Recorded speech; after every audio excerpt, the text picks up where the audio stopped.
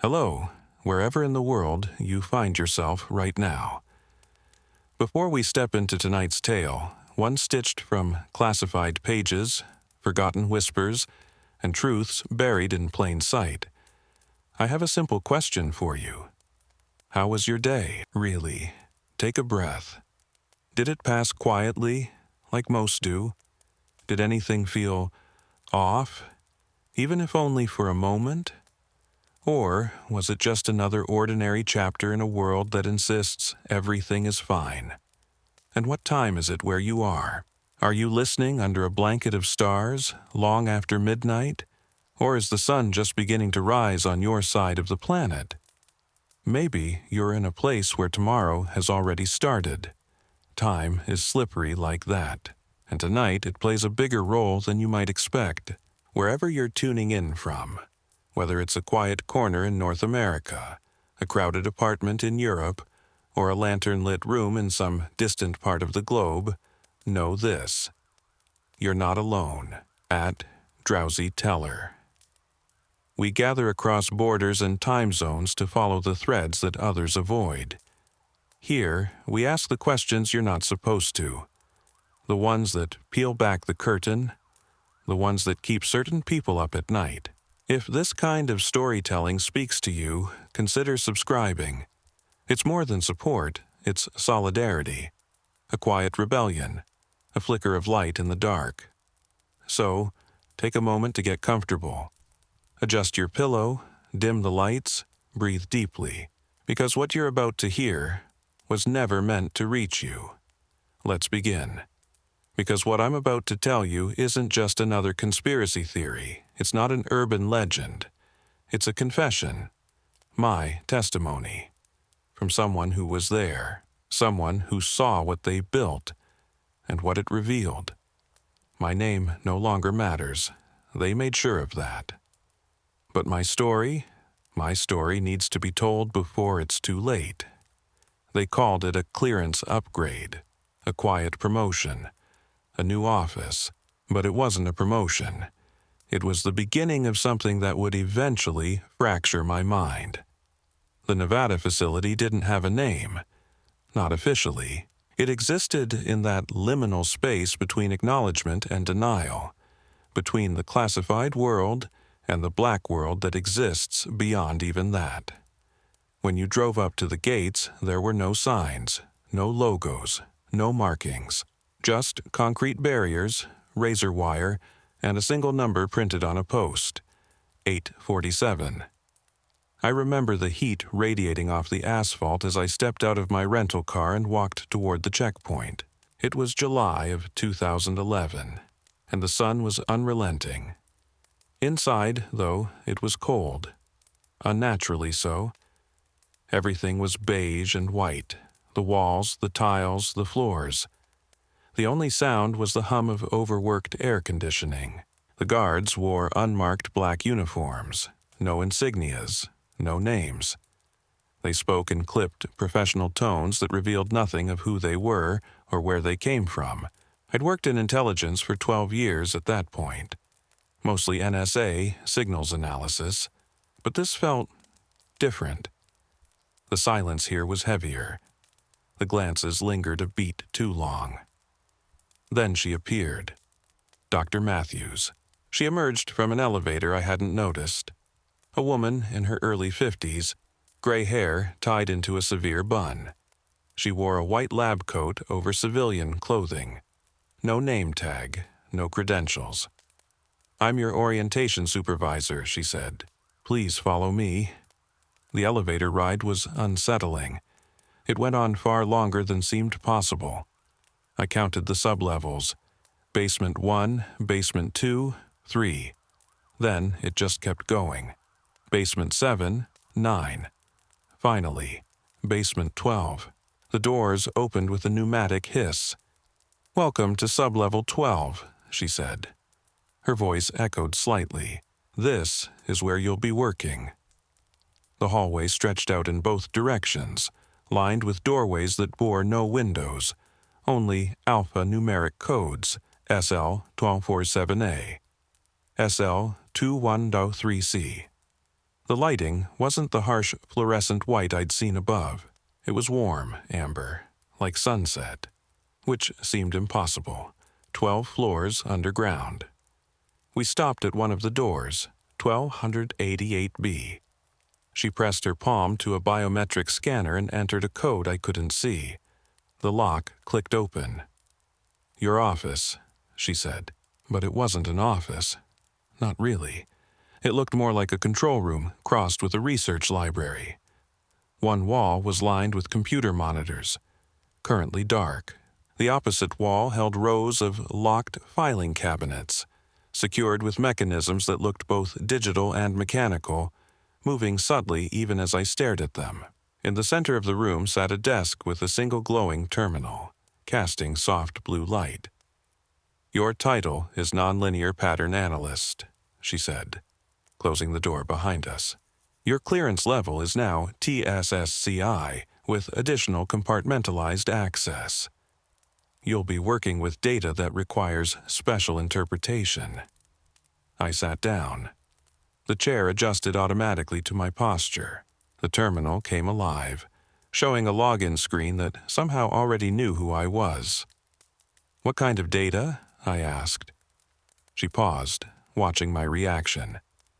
"Temporal probability matrices, event cascade modeling, what some would call predictive intelligence." She held my gaze. "Fortune-telling," I offered, uncertain. "Science," she replied. "Very advanced science." "You'll meet your team tomorrow," she added, "and you'll be shown the source of the data. But for now, I need you to read these." She handed me a tablet, already loaded. Hundreds of pages. Technical schematics, theoretical physics documents, and something called the Looking Glass Protocol. The classification markings were bizarre, not just top secret. Beyond that, nested compartments within compartments. Orion, black glass, temporal mirror. Some documents were marked with nothing but strange symbols, geometric shapes I didn't recognize. "One more thing," she said as she reached the door. "Some of the material can cause psychological side effects. Vivid dreams, feelings of temporal displacement, even prophetic episodes. If anything unusual occurs, report it. We have protocols." Then she was gone. I was alone. 12 floors below the earth, surrounded by humming machines, holding knowledge I hadn't asked for. I opened the tablet and began to read. Within the first hour, I understood why they warned us. Project Looking Glass wasn't about predicting the future. It was about seeing it, literally. And what it saw was keeping some very powerful people awake at night. They didn't call it a time machine. They called it a quantum convergence lens. The chamber that housed it was on sublevel 15. It was only accessible through a separate elevator that required 2 keycards turned simultaneously. When the doors opened, what I saw broke every expectation I had of government facilities. It wasn't sterile. It wasn't utilitarian. It felt almost cathedral-like. The room was circular, about 50 feet in diameter, with a domed ceiling that vanished into darkness above. The walls shimmered with panels that seemed liquid when viewed from the corner of your eye. But in the center stood the device. 3 concentric rings, each about 20 feet wide, hovered 3 feet above the floor. They rotated, slowly, silently, each in its own rhythm. The outer ring was a dark metal alloy I couldn't identify, covered in markings that looked like a hybrid of mathematics and ancient script. The middle ring was unlike anything I had ever seen, made of pure crystal, or perhaps an ultra-refined form of glass. It pulsed with a soft, shifting glow, cycling through colors I couldn't name. But the innermost ring was the most disturbing. Its surface resembled the same fluid metallic texture as the wall panels, constantly shifting, folding, reshaping itself, as if it were alive. At the very center Suspended perfectly between the inner ring and the chamber floor was a sphere made of black glass, roughly the size of a beach ball. It reflected everything and nothing. When I looked directly into it, I saw a warped, multiplied version of my own face. But in the edges of my vision I saw other things, fleeting glimpses of places, moments, times that didn't make sense. "Impressive, isn't it?" said a voice behind me. Dr. Sarah Chen had appeared at my side. She was the project's lead physicist. Mid-30s, brilliant, quiet. She'd been recruited from a temporal mechanics research division at CERN, a division that officially didn't exist. "How does it work?" I asked, still fixated on the sphere. "It's complicated," she replied. "The rings generate a localized temporal field, a bubble where time flows differently than it does in the rest of the universe. The sphere is the focal point where quantum probability waves collapse into observable data patterns. It doesn't show us the future, not exactly. It shows us the probability matrices that will collapse into the future." "And it actually works?" She led me to an observation deck overlooking the chamber. Behind reinforced glass, technicians were preparing what she called an observation session. 3 years ago," she continued, "we predicted the Tohoku earthquake in Japan. Not just that it would happen, but the exact magnitude, location, and even the timing of the tsunami. 6 months ago, we identified the precise building where Osama bin Laden was hiding. 2 weeks ago, we traced the financial signals that preceded the European debt crisis." I watched as a figure in a white jumpsuit entered the chamber and stepped toward the central device. From this distance, I couldn't tell whether it was a man or a woman. They placed their hands on 2 panels embedded in the floor near the sphere. "Who operates it?" I asked. "Remote viewers? Psychics?" "If you prefer that term," Chen said. "They're individuals with strong natural precognitive abilities. The device amplifies their perception. The military's been experimenting with remote viewing since the 1970s. Project Looking Glass is the culmination of that research." The rings began to spin faster. The middle ring shifted through colors at an accelerated rate. The black sphere started to emit a low harmonic tone, more a vibration felt in the bones than a sound heard by the ears. "The operator focuses on a specific question or moment in time," she explained. "The device heightens their consciousness, allowing them to perceive quantum probability patterns, possibilities that exist beyond normal observation. That data is then converted into analytical formats for specialists like you." On the monitors surrounding the deck, data began to stream in. Not images or video, but intricate mathematical models, cascading probability trees, and maps that described events, not places. I recognized some of it from my orientation packet. These were the temporal probability matrices. It was like watching waves collapse into single points. Later, when I tried to explain it to others, though never disclosing where I'd seen it, I described it like this. No matter how we changed the inputs, the endpoint stayed the same. But I'm getting ahead of myself. Back then, I still believed we were just extremely good at forecasting, that we were leveraging hidden trends, unknown actors, unseen variables.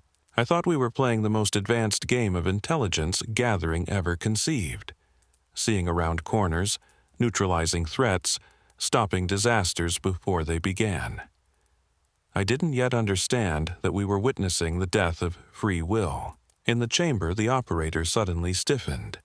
Their hands pressed flat against the sensors.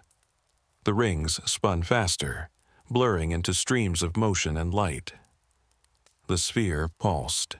In its shifting surface, I saw flashes, flickering images that weren't mine. A city engulfed in flames, protesters marching through streets, a sky filled with lights that weren't stars or planes. And then, silence. The rings slowed. The light faded. The sphere dimmed. The operator collapsed. Medical teams rushed in. Dr. Chen remained beside me, her face pale. "That was a convergence reading," she said in a hushed voice. "They're becoming more frequent and more intense." "What's a convergence reading?" She looked back through the glass as the medics lifted the operator to their feet. "It's when all possible futures collapse into a single, inevitable outcome. We've been seeing them more and more, and they all point to the same event, the same moment in time." "What event?" I asked. She was silent for a long while, watching the data on the monitors slow to a trickle. "We don't know yet," she said, "but according to every model, every matrix, every convergence we've run, it's coming, and there's nothing we can do to stop it." My job was to find the patterns. Every day, I'd receive hundreds of pages of data, matrices, cascade charts, temporal correlation sheets. My task was to match theoretical futures with real-world developments, closing the loop to improve accuracy. It wasn't like anything I'd ever done before. Instead of tracking people, I was tracking the behavior of reality itself. Which events could be changed? Which were fixed in time? Within weeks, I began seeing what Dr. Chen had warned about. Certain events, no matter how we altered the variables, reappeared in every matrix. They were temporal anchors, gravity wells in the stream of time. The 2008 financial collapse was one of them. We tried every simulation. New economic policies, aggressive regulation, changing the actors involved. Still, the collapse happened. The details shifted. Sometimes it began with housing, sometimes with derivatives, sometimes sovereign debt. But the outcome never changed. "It's not that the future is set," explained Dr. Richard Voss, my supervisor, a 20-year veteran of what he called unconventional intelligence. "It's that some parts of it are harder than others. Think of wet cement versus dry." We were in his office on sublevel 13, reviewing the latest convergence charts. The data was narrowing, sharpening. Where once the matrices showed a sprawling forest of possible futures stretching decades ahead, now they collapsed into a single cone. A convergence zone. 2012 to 2016, I said, pointing to the markers. Everything's clustering around that 4-year window. "Not everything," he replied. "One thing. One fixed event that appears in every timeline. The question is, what is it?" Earlier models had offered cryptic phrases: consciousness shift, paradigm collapse, information singularity. But as the months ticked forward, from 2011 into 2012, the language became more focused, more ominous. Mass demonstrations, global instability, collapse of traditional media, the rise of decentralized communication, financial systems under extreme pressure, and underneath it all, what the remote viewers called an awakening, something stirring in human consciousness. I kept a classified journal during that period. In one entry, I wrote, "They don't fear war, they fear awakening, something they can't control." But what unsettled the higher-ups wasn't the predictions. It was how accurate they were.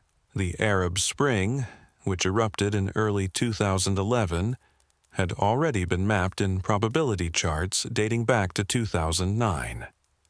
Occupy Wall Street, WikiLeaks, the rise of Anonymous. The device had seen it all, but the most terrifying discovery: every time we tried to change the future, to manipulate variables, eliminate actors, seed disinformation, the convergence remained the same. The outcome never wavered. "It's like trying to change the past," said Dr. Chen, during one of our technical briefings. Some of these events have already happened from the future's perspective. From the perspective of the quantum field, we weren't predicting the future. We were observing it. By the middle of 2012, the remote viewing sessions had become so precise, so consistent, that we stopped treating their results as theoretical predictions. We began treating them as intelligence reports from the future. Operators would exit sessions with intricate knowledge of events that wouldn't occur for months or even years, and yet their accounts matched real-world developments down to the smallest detail. One operator, Patricia Wells, a former CIA remote viewer, described witnessing what she called the moment when the sleepers wake up. She couldn't provide more detail, but her biological readings during the session were unlike anything we'd recorded before. Her brain activity mirrored the patterns typically associated with near-death experiences or profound mystical states. When she came out of the chamber, she was weeping. "It's beautiful," she repeated through tears. "It's terrible and beautiful, and nothing will ever be the same." That session introduced a new variable into our models: consciousness itself. Somehow, it was a measurable factor in temporal probability. The device wasn't merely showing us futures shaped by politics or economics. It was showing us the evolution of human awareness at a species-wide level. In response, Drs. Voss assembled a team of specialists from the military's most restricted consciousness research programs. Neuroscientists who had worked under code names like Grill Flame and Stargate, quantum physicists exploring cognition, and philosophers who had spent decades contemplating time and the illusion of free will. Their consensus was unanimous and horrifying. The convergence we were seeing wasn't about geopolitical collapse or climate catastrophe. It was about the architecture of human consciousness itself undergoing a phase transition. Think of it like this: water becomes steam. That's how Dr. Margaret Torres described it. She was a quantum consciousness theorist, pulled in from a program so deeply classified I never even learned its name. Below the boiling point, she said, water is still water. But once it crosses a threshold, it transforms its structure, its behavior, its very identity. Consciousness appears to be approaching that same threshold, and there's nothing we can do to stop it. She looked over the convergence data, hundreds of pages showing temporal focal points clustering into the same narrow window. You can't stop water from boiling if you keep adding heat. And in this case, the heat is information. Global communication, machine learning, decentralized networks, artificial intelligence, endless social interaction. All of it was raising the temperature of human consciousness, and eventually it would reach the boiling point. "And then what?" I asked. Dr. Torres was quiet for a moment. "Then," she said, "we find out what steam looks like when it's made of awareness instead of water." The implications were staggering.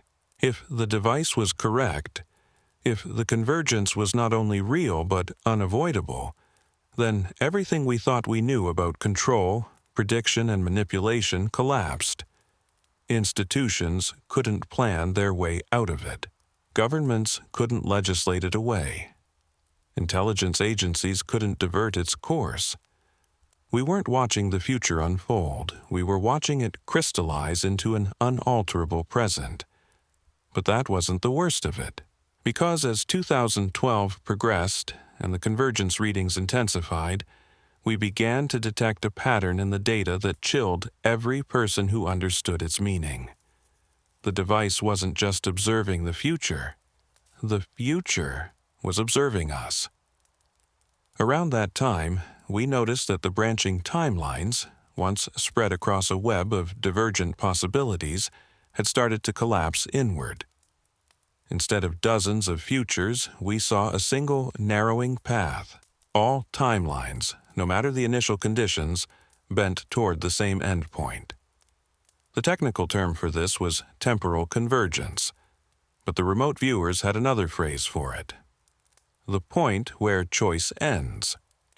Dr. Elena Vasquez joined our team in October of 2012. She had been transferred from a classified program focused on the intersection of exotic physics and advanced consciousness theory. On her first day, she reviewed our convergence charts and turned pale. "How long have you been seeing single-path projections?" she asked. "About 8 months," Dr. Voss answered. "That shouldn't be possible," she said. "In quantum theory, probability states remain multiple until the moment of collapse. What you're showing me means the collapse has already happened." She spread out the data, dozens of viewing sessions, different operators, different days, all pointing to the same focal point, the same event, the same outcome. "This isn't the future forming," she said. "This is the past reaching forward." In other words, something had already happened that was casting a shadow backward through time. Not a future waiting to unfold, but a future that had already occurred from the perspective of space-time itself. "But that's impossible," I objected. "The future can't affect the past." Dr. Vasquez gave a thin, grim smile. "Not in classical physics, but consciousness isn't classical. Quantum theory tells us that observation affects reality, and if something in the future becomes conscious enough, aware enough, it might observe backward through time, collapsing probabilities retroactively." The concept was dizzying, but it explained what had been haunting us for months: why our intervention models kept failing, why no changes to inputs made a difference, why even false flags, controlled leaks, and political disruption didn't redirect the outcome. We weren't trying to change the future. We were trying to change something that had already been set in motion by that future. Dr. Chen brought in additional minds to help verify the growing horror. Among them was Dr. James Hartwell, a temporal mechanics specialist who had worked at a Colorado facility that, as he once joked, studied events that hadn't happened yet. After a week immersed in our data, he delivered a diagnosis worse than any of us expected. "You're looking at a temporal locked loop," he said. "A closed causal structure in which the effect precedes the cause.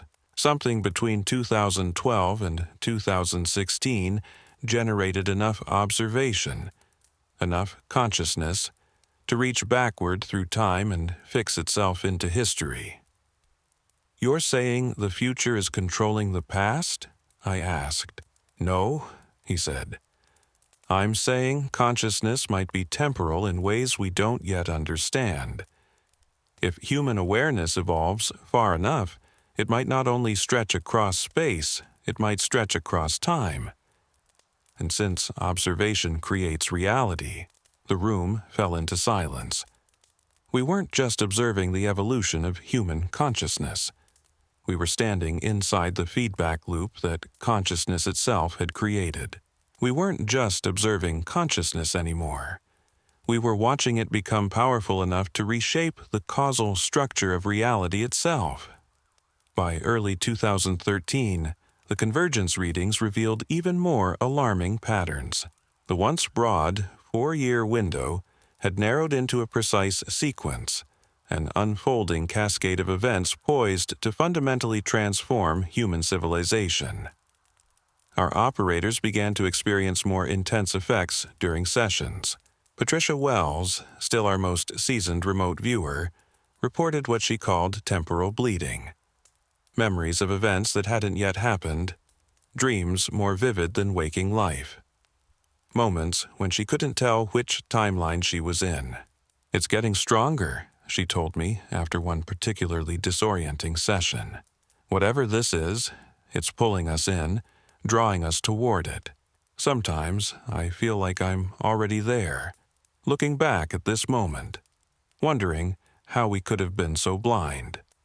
The data she returned no longer resembled traditional probability matrices or cascade models, Instead, they read like personal testimonies, first-person narratives from a world that didn't yet exist, a world both familiar and entirely transformed.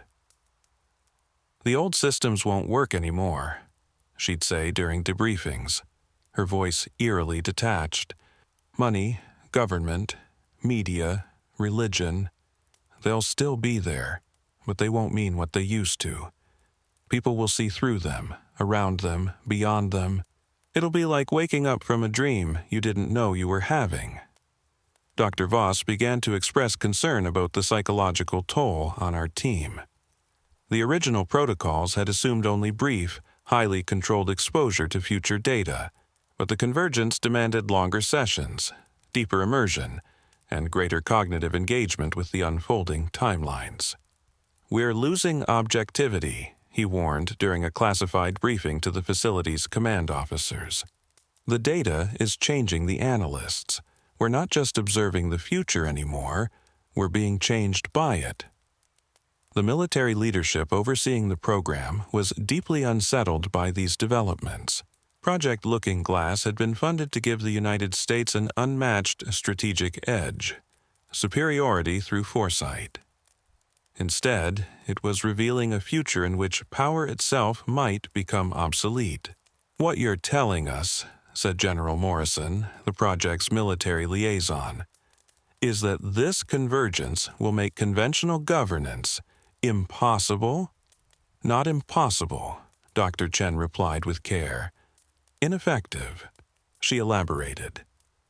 "If human consciousness evolved as the data suggested, people would gain the ability to perceive and resist manipulation. Control through scarcity, deception, fear. These would cease to function.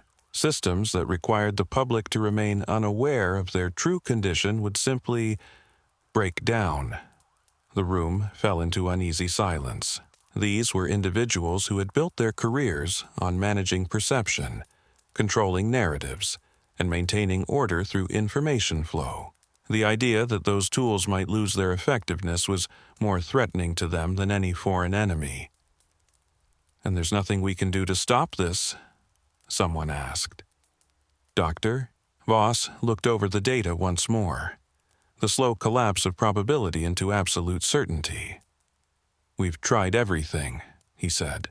"Market manipulation, disinformation, targeted psychological operations, even eliminating key figures.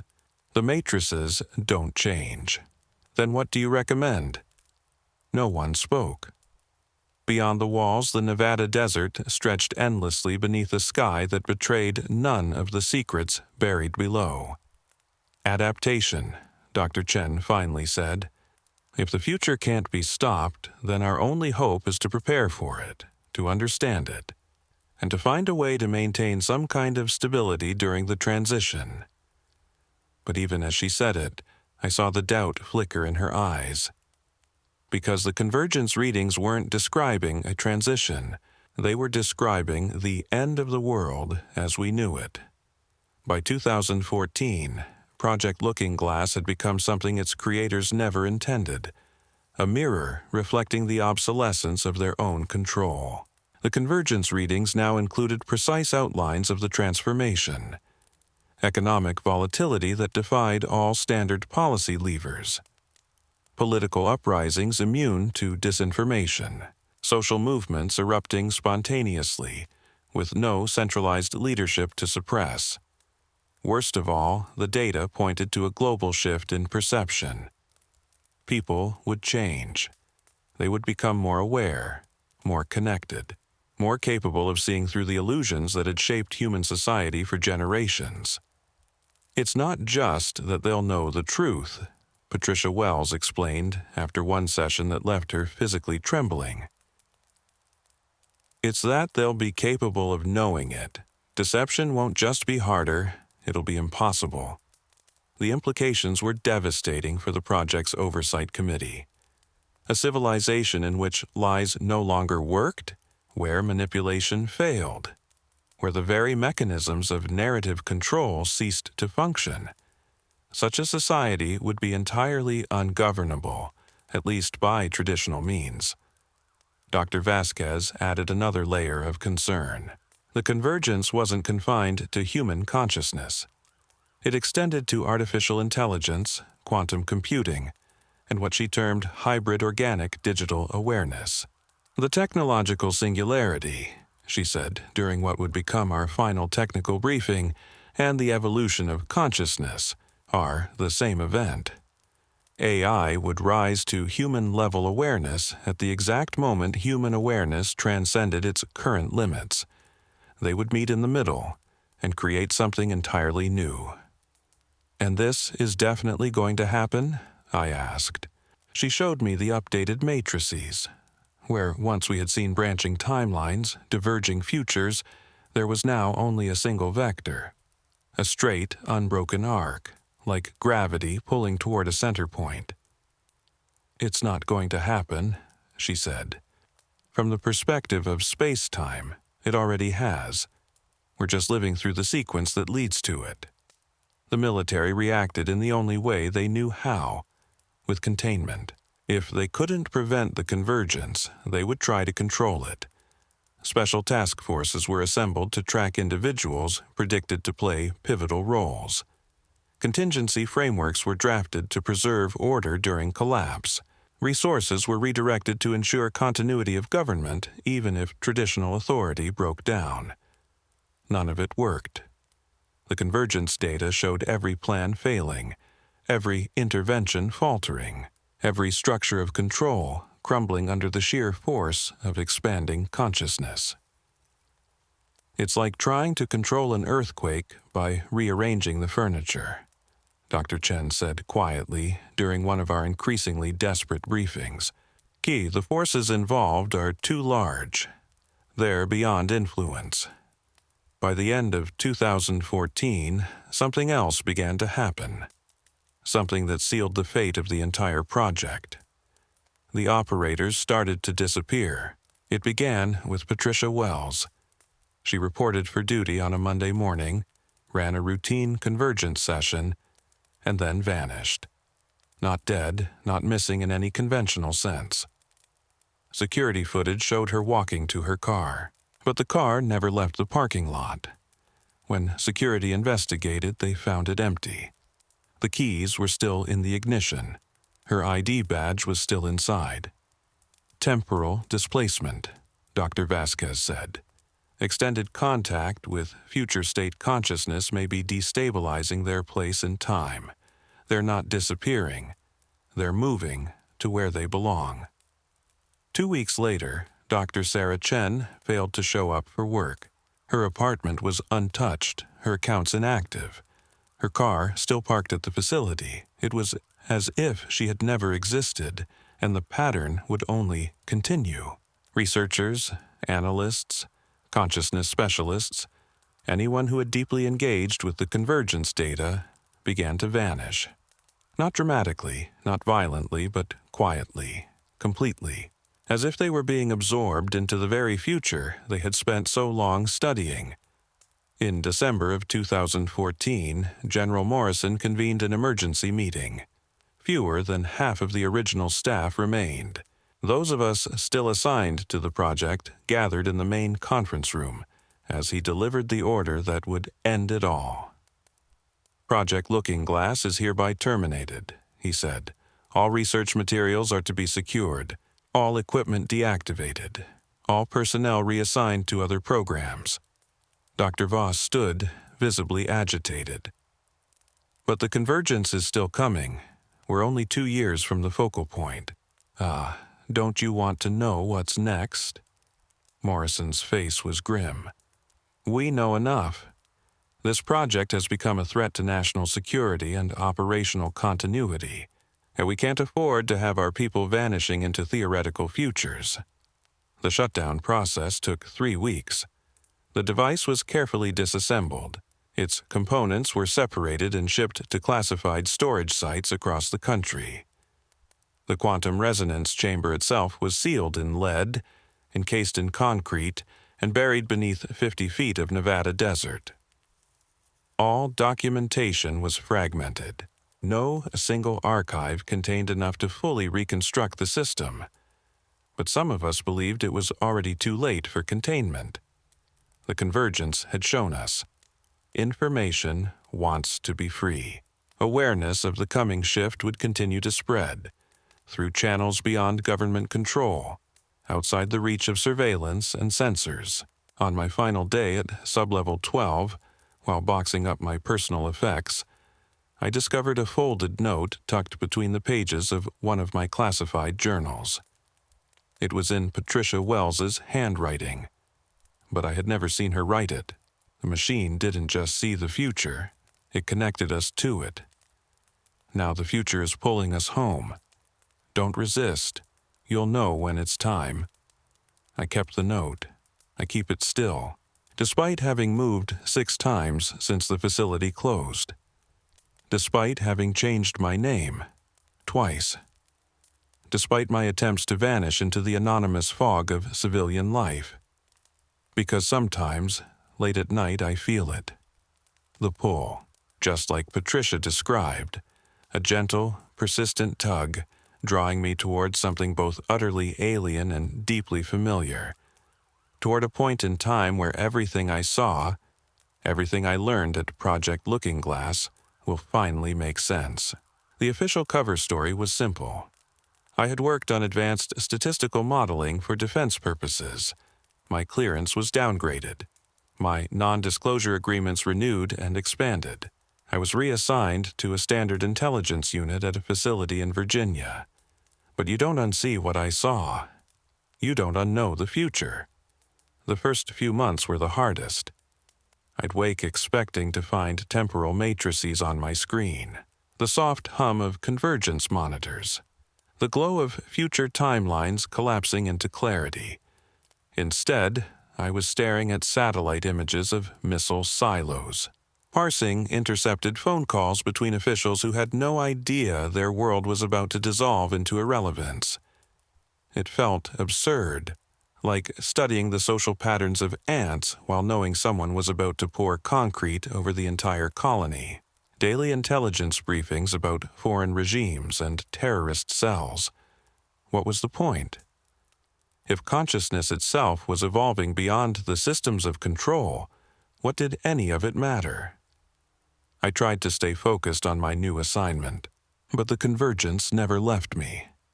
I began running internal calculations, quietly, habitually, mapping probability curves onto the stock market, watching traffic patterns like wave functions, looking for the signatures of inevitability in everyday life. And slowly, I began to see them. At first, it was small, unremarkable news cycles that matched older matrix predictions, then social trends, movements rising without leaders, just as the convergence models described. Economic tremors aligning with the same event cascades we had forecast. The 2016 election was the most chilling moment of all. Every part of it, the primary drama, foreign meddling, the electoral outcome, even the sequence and timing of key revelations, mirrored the convergence readings from years earlier. I watched it unfold as if through a pane of glass, remembering every curve and deviation the device had once shown us. But the most unnerving detail wasn't the accuracy. It was how people responded. Something had changed in how individuals processed reality. There was a subtle shift in group behavior, communities organizing themselves through emergent consensus, ideas spreading without origin, without strategy. People were becoming harder to manipulate. Old propaganda methods faltered. Authority figures struggled to command belief. Even social media, which governments had tried to suppress or co-opt, kept creating spontaneous, unpredictable connections, links between people who, by every model of past behavior, should have remained isolated. It was slow, then sudden, like dawn creeping over the edge of the world. First, it was shadows softening, then a glimmer, then light so complete you couldn't remember what darkness felt like. By 2018, I was witnessing the very transformation Patricia had described during those final sessions. The old systems won't work anymore, she had told us. People will see through them, around them, beyond them. She was right, and still, I couldn't talk to anyone about it. So I began writing again, a private journal, just for me. I documented the patterns I observed, the way global events mirrored convergence maps, moments of strange awareness in seemingly ordinary people, decisions that came not from governments but from crowds, from instinct. A new kind of intelligence was surfacing, and the old world was struggling to survive its emergence. Then came the symbols. At first, they appeared in the usual places, conspiracy forums, esoteric blogs, but then I started seeing them in academic journals, in scientific papers on theoretical physics, even in pop culture, television, music videos, street art. Most disturbing was one particular symbol, an interlocking geometric form that had been etched into the outer ring of the looking glass device. It started showing up in graffiti, in corporate logos, in public art. When I tracked down a muralist in Detroit whose work bore the exact design, I asked where he had seen it. He looked at me, bewildered. "I dreamed it," he said. "Every night for a week, over and over. I had to paint it, had to get it out. It was identical to the symbol. That had been buried beneath 50 feet of sand and lead, in a project so secret it didn't officially exist. The convergence had shown us. Information wants to be free. And now it was free. By 2019, I began to experience temporal bleeding myself. Dreams so vivid they felt like memories. Moments of déjà vu that lasted for hours. Conversations with strangers who looked at me with inexplicable recognition, speaking as though we had known each other for years. But what disturbed me most, but the most unsettling of all, were the phone calls. They came late at night, always from numbers that didn't exist. When I tried calling them back, they would vanish, disconnected, untraceable. Sometimes the voice on the other end was Patricia Wells. Sometimes Dr. Chen. Sometimes voices I didn't recognize, but who clearly knew me. "It's starting," they'd whisper. "Can you feel it? The old world is dissolving. The new one is almost here." I'd hang up, then check the call logs. Nothing. No record. No trace. And yet the words would echo through my thoughts for days, sometimes weeks, more vivid than anything in my so-called normal life. By 2020, the convergence was impossible to ignore. The global pandemic, the economic upheavals, the sweeping social unrest. All of it matched the looking glass data. But even more striking was how people responded. Not with helplessness, but with adaptation. Communities formed new support systems. Decentralized, local, digital. Information bypassed traditional gatekeepers. Connections were made across boundaries that had once seemed unbridgeable. Geography, language, belief. The old hierarchies were cracking.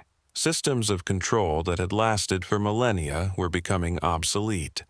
And I, trapped at a desk in Virginia, filed reports about surface-level events, while the soul of the world transformed around me. The irony was unbearable. I was one of the few who understood what was truly happening, and I couldn't speak a word of it. Then, in late 2020, a package arrived. No return address. Inside was a single sheet of paper. On it, coordinates in Nevada, and a date, December 21st, 2020, the winter solstice, the same date the ancient Maya had marked as the end of one world and the beginning of another. The handwriting was mine, but I had never written it. I filed for leave under the guise of personal reasons. My supervisor didn't protest. I think he was glad to be rid of me. I had grown restless, obsessive, asking questions I shouldn't have, digging where there was no clearance. They'd been looking for an excuse to let me fade into the background. The coordinates led to a desolate stretch of desert, roughly 40 miles from the former Looking Glass site. There was nothing there, no buildings, no fencing, not even tire tracks, just sand, brittle brush, and an endless horizon under the kind of sky that makes you forget where the earth ends and forever begins. I arrived at sunset on December 21st, parking beside what looked like a forgotten surveyor's marker, a small metal post embedded in the ground. As the light faded behind the mountains, I felt it. I wasn't alone. They stepped from the darkness like memories becoming solid. Patricia Wells, Dr. Chen, Dr. Vasquez, the other viewers, the vanished researchers, all of them, looking just as they had the day they disappeared, standing in a silent circle. "You felt it too," Patricia said. Her voice had that same distant quality I remembered from her final sessions, as if speaking through time itself. The pull, the call to come home. "Where have you been?" I asked. "When?" Dr. Chen corrected gently. "We've been when we belong, in the convergence point, looking back at the time when none of us truly understood what we were witnessing." The surveyor's marker began to glow, a familiar amber light. The sand around it shifted, outlining a shape buried beneath. "The device was never destroyed," Dr. Vasquez explained.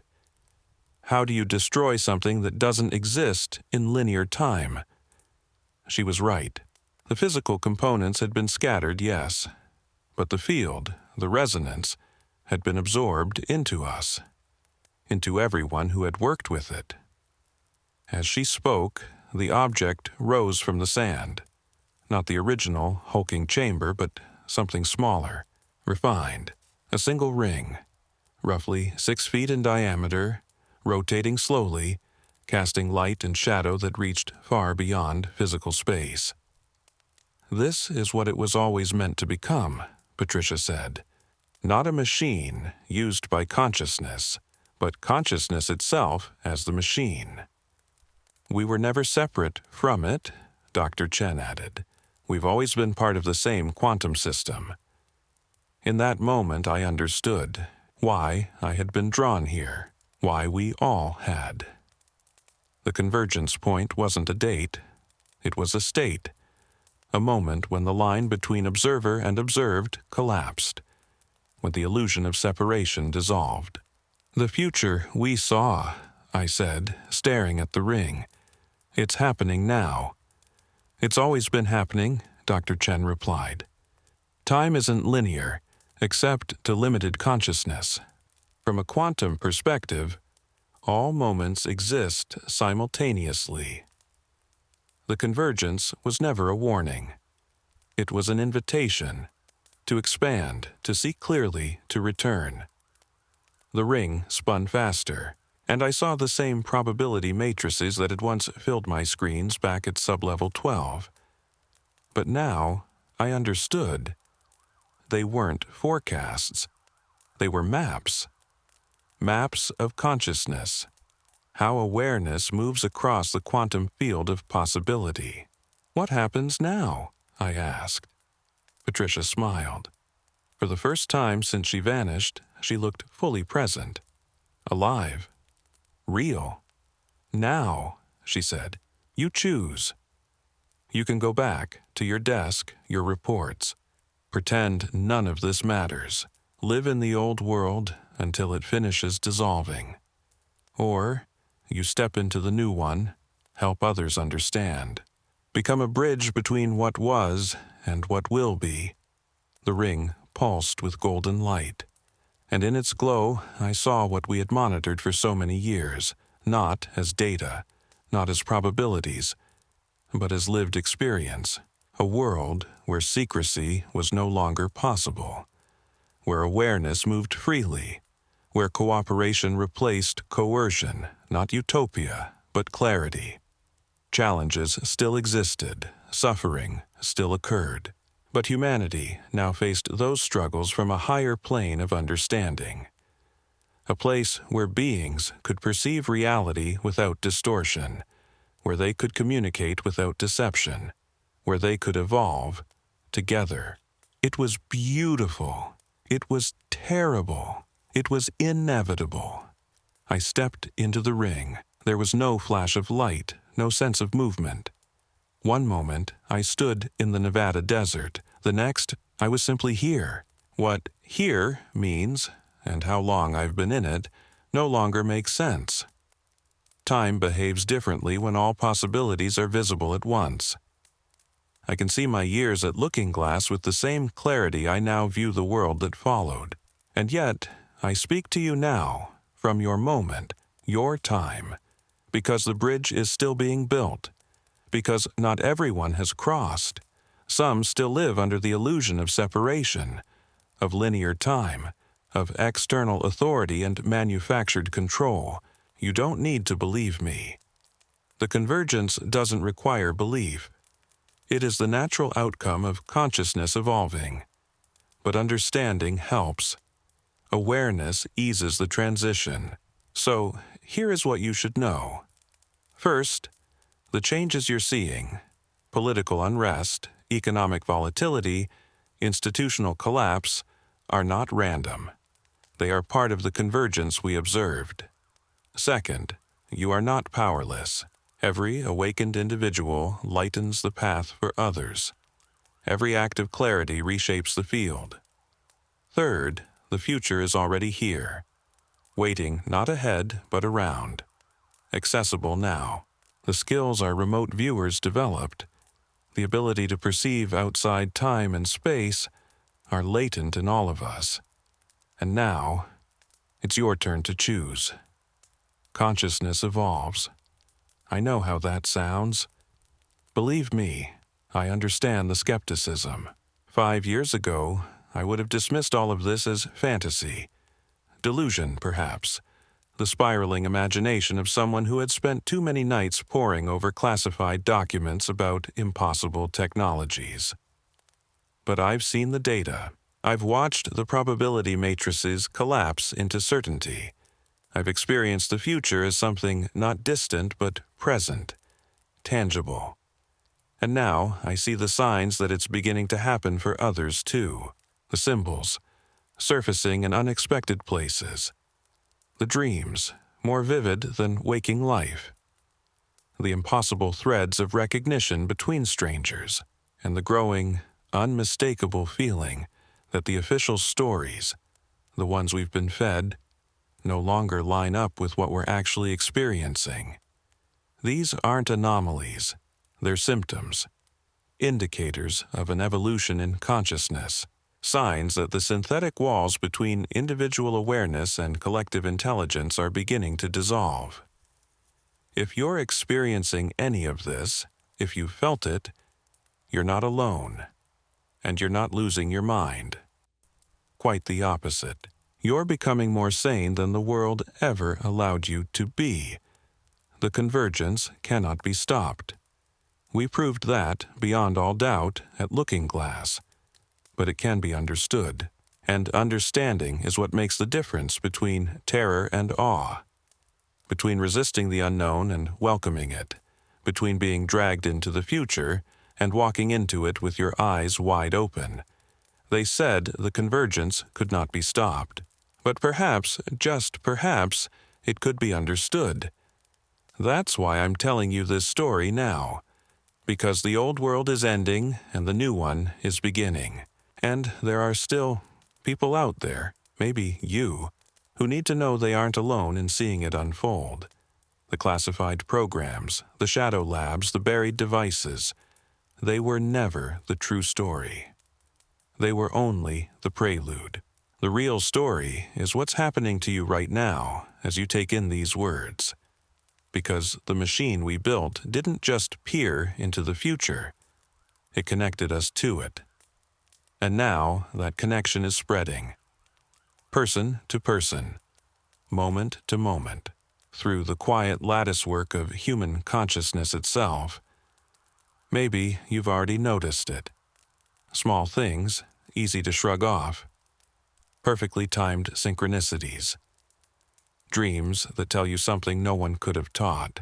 Flashes of understanding so complete, so instantaneous, they bypass explanation entirely.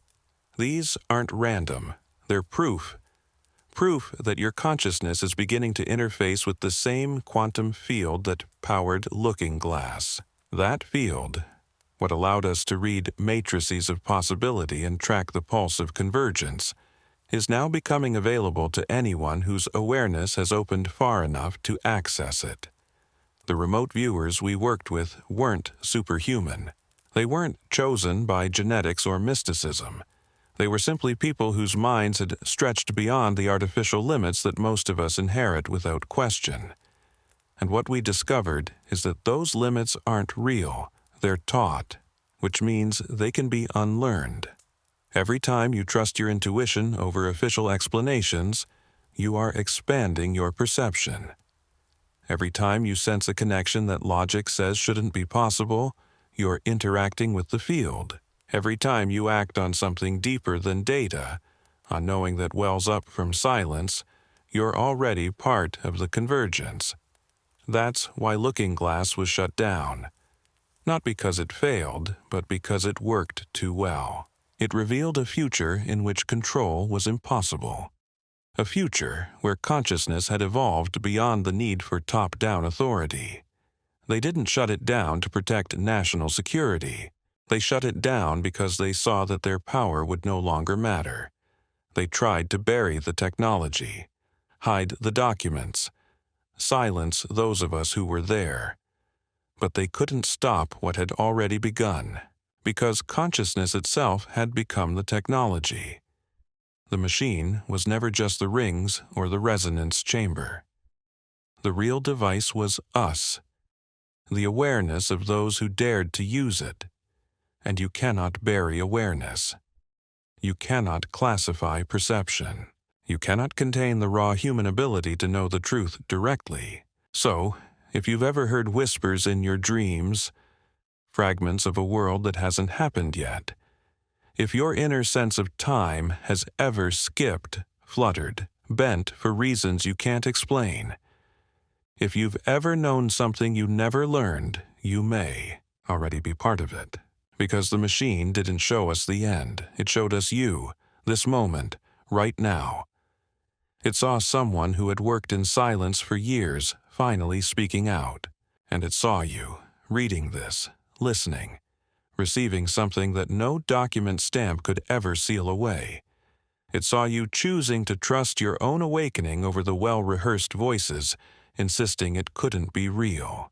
You are the bridge between the world of separation and the one of connection, between the model built on control and the one arising from awareness and cooperation. The convergence isn't coming. It's here. It's been here, quietly, patiently waiting for enough of us to open our eyes and see it. And now, you are one of us. Welcome to the future. Welcome home. At first, it all seemed benign, routine enough that Nolan didn't question the secrecy. He gave a non-committal shrug and said, "Sure, I'll keep it discreet." The liaison nodded, handed him a passkey and instructions for the alarm system, and left with only a parting directive. "We want it done swiftly. Stay on schedule." Over the next several days, Nolan moved methodically through the reels. He worked alone in the dusty facility, threading them through a battered projector, capturing each frame with a specialized high-resolution scanner. The first wave revealed nothing unusual. Standard NASA mission logs, launch sequences, rocket staging, crew training clips, pre-launch interviews. The colors were washed out, the audio brittle and scratchy, but the content was familiar. Ground control jargon, astronauts reciting checklists, the grainy countdowns, the roaring boosters. Nolan found it hypnotic in a way. The slow, analog majesty of human ambition preserved in fragile magnetic tape. It seemed a shame that these tapes had gathered dust in a forgotten warehouse. It was on the third day that he encountered the first oddity, a reel marked Apollo 11, Stage B, Take 3. The label immediately struck him as strange. NASA reels typically used mission timestamps or flight segment indicators, not the language of film production. Take 3, he muttered aloud. Curious, but not yet alarmed, he loaded it onto the projector. The footage began with a wide shot of what looked like a lunar surface simulation. Two astronauts in full EVA suits walked across a terrain of gray dust. Overhead lights created stark shadows. Then a voice off-screen. Positions and action. The two suited figures bounced forward. One stumbled slightly. A laugh was heard. Then another voice, firmer, cut in. Cut! Reset! There's too much glare on the visor. Nolan's heart thudded. This wasn't archival mission footage. It was a film set. He reversed the reel, played it again. There, partially obscured behind an artificial crater, an assistant with a boom mic. Overhead, lighting rigs. A black backdrop where stars should have been. In one corner, faint but unmistakable, suspension wires. The date code read 1971, though the Apollo 11 moonwalk had aired live in 1969. Training simulation, perhaps. NASA did conduct rehearsals, but the presence of a clapperboard marked Take 3 and a director's voice calling cuts suggested something more deliberate. Nolan's hands were clammy as he digitized the reel and flagged it as anomalous.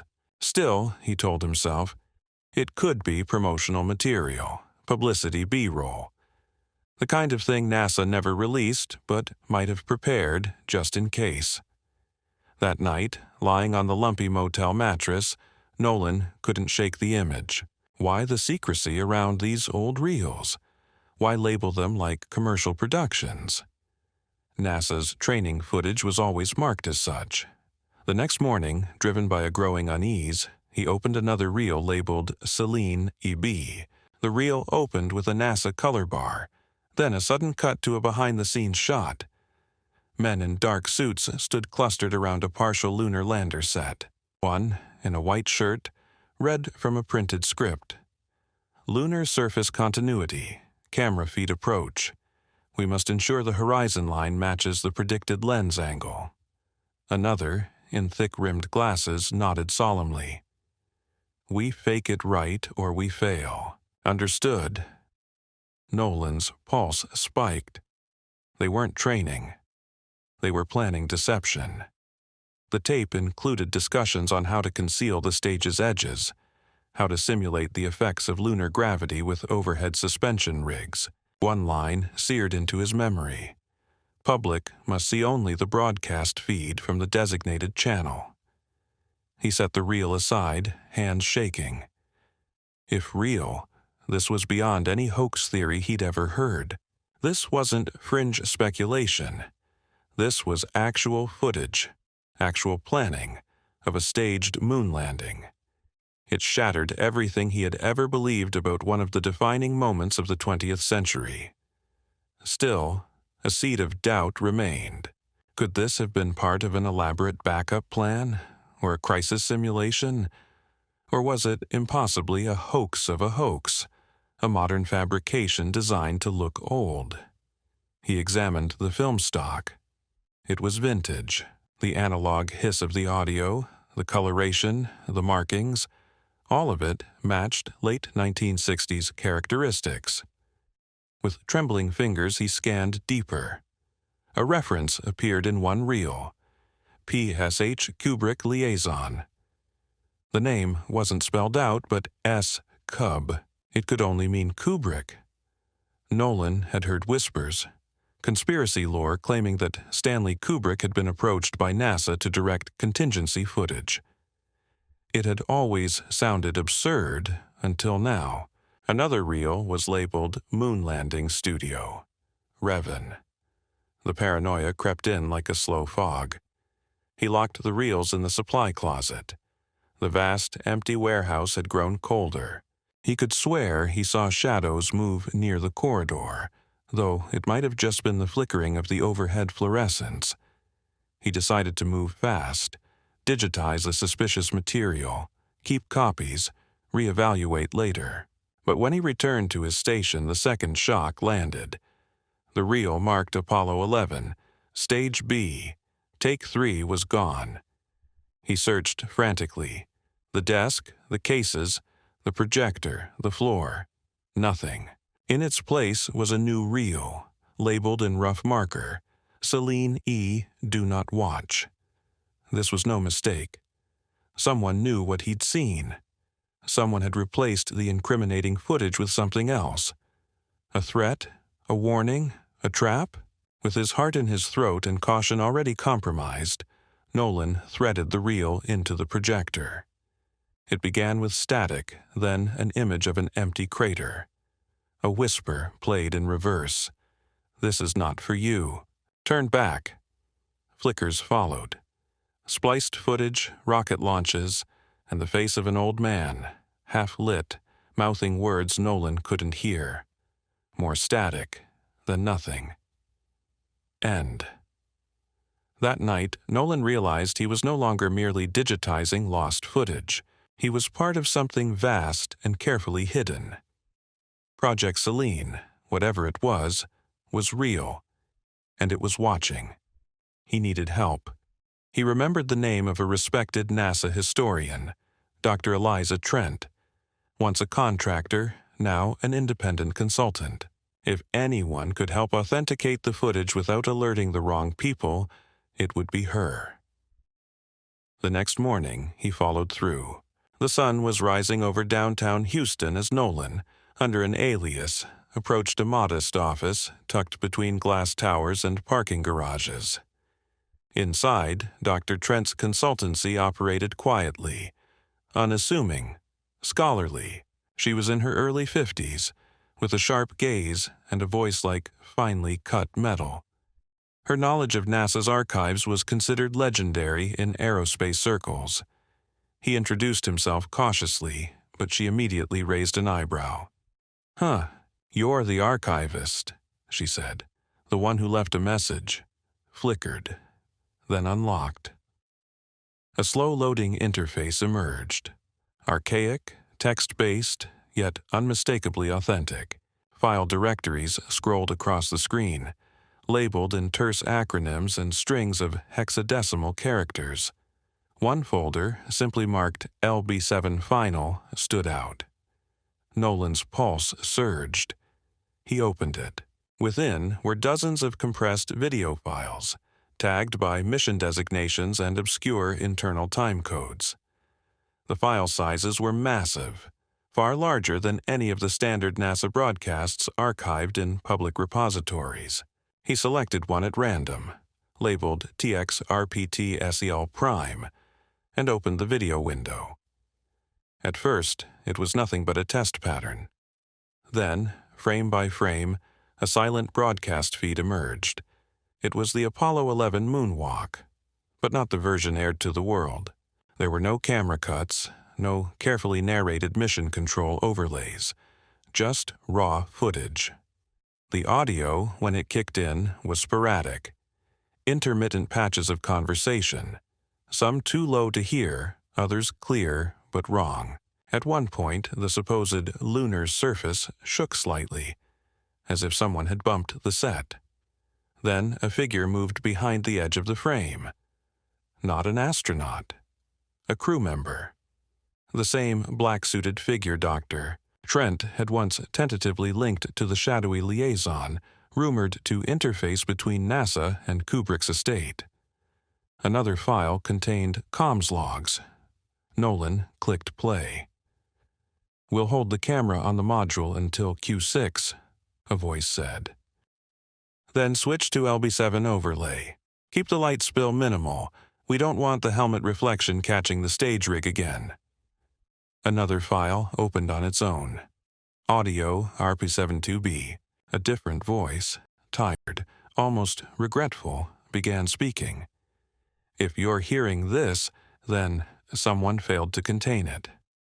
You should know, we did go, at least once, but we couldn't show it. Too many unknowns, too many risks. They told us, give the public a symbol, not a mess, so we built one.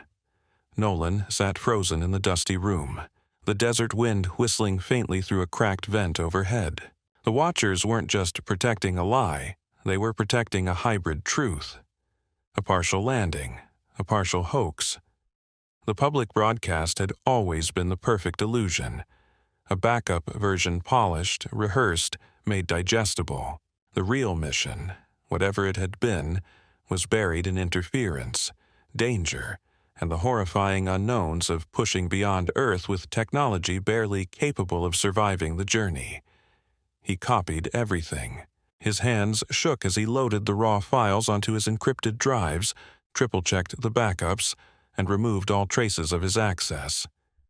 But it was too late to pretend he hadn't been there. As he exited the lab, the horizon glowed red with approaching sunset, and in the far-off heat shimmer, headlights flickered across the sand. A single SUV, then two. He ducked back inside. The watchers had found him. The console flashed green. He was in. File directories began scrolling past.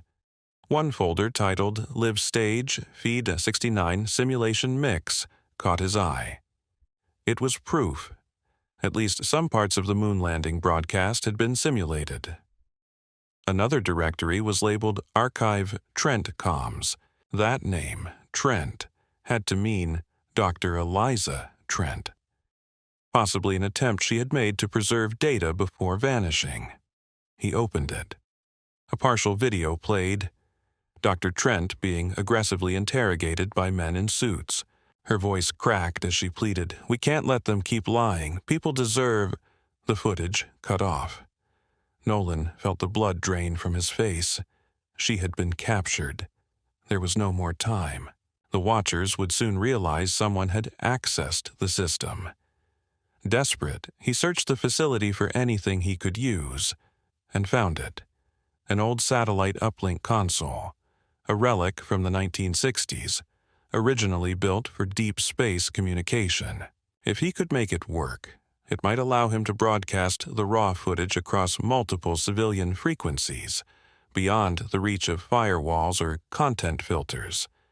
It would be a signal no government agency could stop. He scavenged for the proper cables and quickly wired everything together.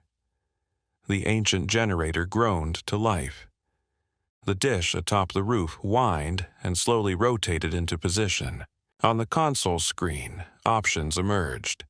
Low Earth bands, civil aviation channels, radio frequencies, both legal and obscure. Nolan selected them all. Then he chose the files. The raw footage from the set simulations, the unedited takes with director cues and exposed set pieces, and the clipped video of Dr. Trent's abduction. One voice log in particular repeated the line, "We never left Earth, we built illusions." He added that too. He pressed transmit. A progress bar appeared, 10%, 20. Then, the sound of boots outside. The watchers were here. Flashlights sliced through the corridor dust. Nolan shoved a metal cabinet against the door and crouched behind the console. Gunfire shattered the silence. 60%. He just needed a few more minutes. The door began to splinter. He found an old flare gun, more noise than threat, and fired it. The red flare arced wildly across the room, scattering the attackers momentarily. They returned fire. Sparks erupted as bullets struck the console. 70%. 80. A final override command locked down the outer doors temporarily. The watchers had broken through the fence, but the old building bought him seconds. 90%. The lead figure stepped into the room. Masked, armed, calm and deadly. "Stop this now," he ordered. "No one else needs to die." Nolan, voice shaking, shouted back, "It's done. The world will see." The masked man lunged toward the console, trying to yank cables, but Nolan had wired in backup processes. 95%. The watchers advanced, rage rising. 100%. The console gave a final chime. Transmission complete. Data had already shot through satellite relays, spilling into the airwaves. The masked man growled, "Then we'll bury you." He fired. Nolan felt the bullet burn through his chest. He collapsed, coughing, fading, watching as they destroyed equipment that no longer mattered. The world already had the truth. A flicker on the screen confirmed it. Broadcast complete. Signal dispersed across global networks, pirate radio stations, public television backups, forgotten corners of streaming platforms. Footage began to appear. The world watched. Audiences saw a dusty studio made to look like the moon. Craters carved by hand. Black backdrops hung from scaffolding. Audio overlays showed NASA officials consulting with men in Hollywood garb, instructing actors, astronauts, how to mimic weightlessness. It was no longer a fringe theory. It was unfiltered proof. The story took over the news cycle. Social media exploded. Even skeptics stopped scrolling and stared. By morning, the narrative was everywhere. Reputable news agencies scrambled to verify. Government officials scrambled to discredit. NASA denied it all. The footage, they insisted, was manipulated, AI-generated, fake. But the film stock's age, the voices captured, the internal NASA lingo, all matched known archival data. Protests erupted at NASA facilities. People held up signs. "We deserve the truth." Moonlight was a movie, no more watchers. Some former astronauts flatly denied the revelations. Others declined interviews. A few, already deceased, became subjects of conspiracy threads. Had they died naturally or been silenced? Conspiracy forums, once dismissed, were now mainstream. Even average citizens began asking, if they lied about this, what else? Arcadia Aerospace, the company that hired Nolan, issued a bland statement. "We believed the reels to be standard archival NASA materials." But internal leaks revealed deep ties to intelligence services. Their HQ was swarmed by journalists. Their board issued no further comments. In a sea of disinformation, one voice cut through. Sarah Voss. Missing for weeks, she reappeared with a column. Project Selene, the greatest story never told. She described working with Nolan, confirming the missing reels, and explaining the final transmission. She called him a tragic hero who gave everything to show the world a hidden truth. And in the final lines of her piece, she wrote, "He said the machine didn't see the end. It saw us, it saw you, and now you've seen everything." The tags trended for days. Project Selene. Moon hoax. Nolan was right. NASA continued to deny, but the cracks had spread. Old engineers, those with nothing left to lose, began to talk, and the world, still spinning in quiet disbelief, waited for what would come next. Reporters began to investigate the strange security protocols surrounding certain broadcast trucks in 1969. Then, a caretaker from an old film studio came forward, claiming she had once seen moon landing set pieces firsthand. In short, the edifice of absolute certainty began to crumble.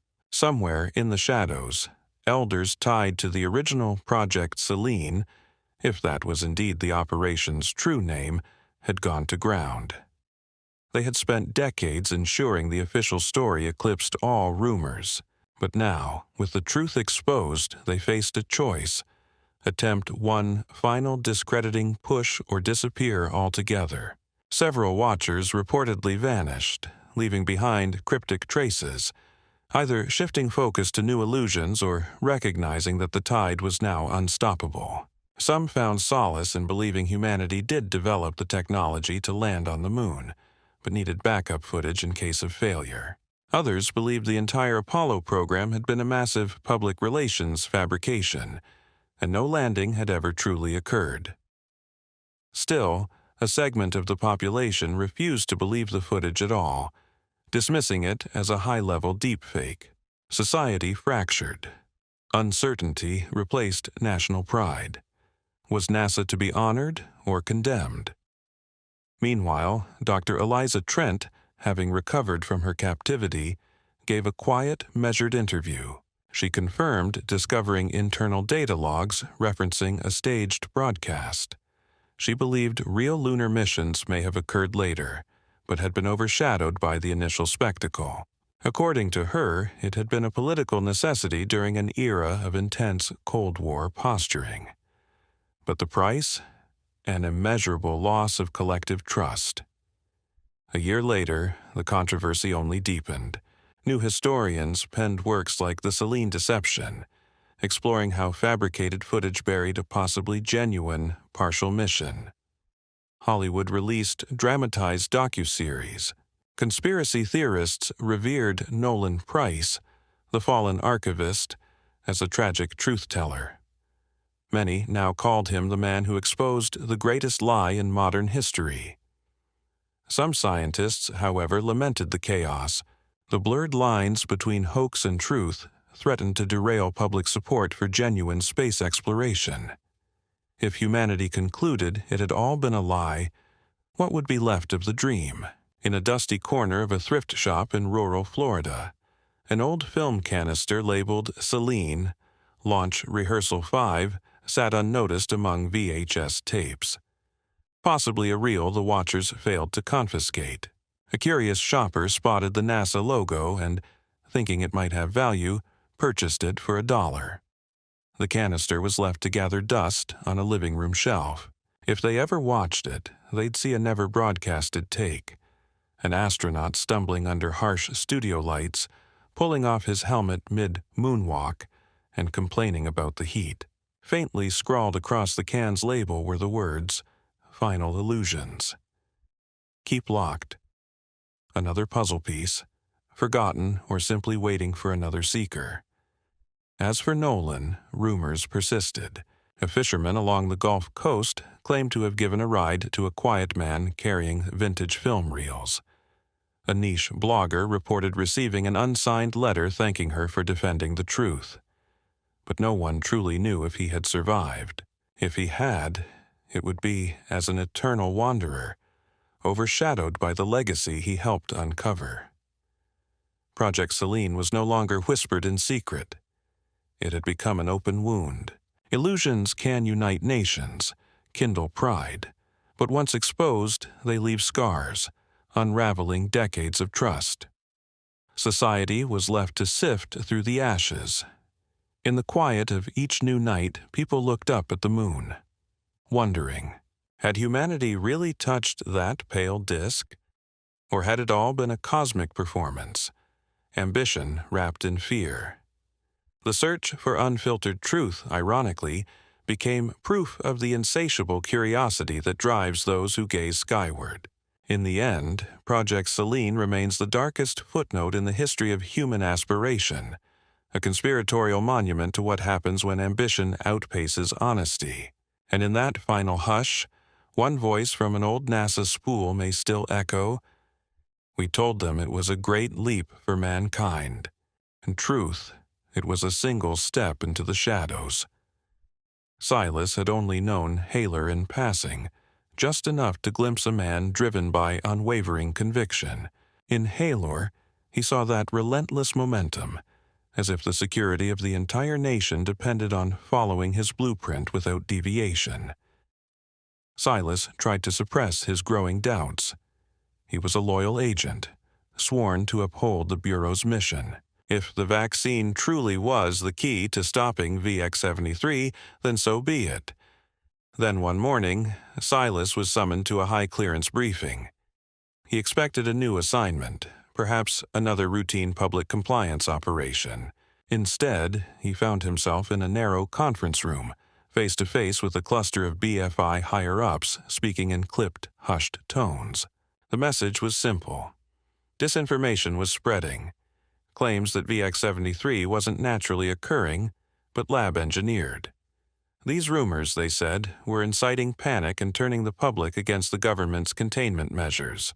Silas was tasked with investigating potential internal sources of these leaks.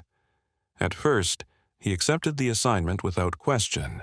Disinformation during a crisis could be dangerous, potentially leading to civil unrest and undermining critical response efforts. But as Silas combed through digital logs and tapped into encrypted chat rooms, he stumbled upon a file, oddly unprotected, labeled simply Project Paragon, Preliminary. The file should not have existed on the Bureau's servers. It looked like someone with top-level clearance had hidden it deep within a maze of subdirectories. Driven by curiosity, Silas opened the file. Inside were clinical references to VX-73, dated months before the official timeline of the outbreak. The language was unsettling. Field tests planned in controlled sectors. Monitor subject compliance and social response. A chill crept down Silas's spine. The deeper he dug, the more connections he uncovered, particularly to a private biotech lab with direct Department of Defense ties. Another set of documents detailed funding pipelines from pharmaceutical giants, all with major interests in vaccines, test kits, and biometric technologies. Confusion gave way to dread. If these fragments were authentic, then the official story was, at best, incomplete, and at worst, a calculated deception.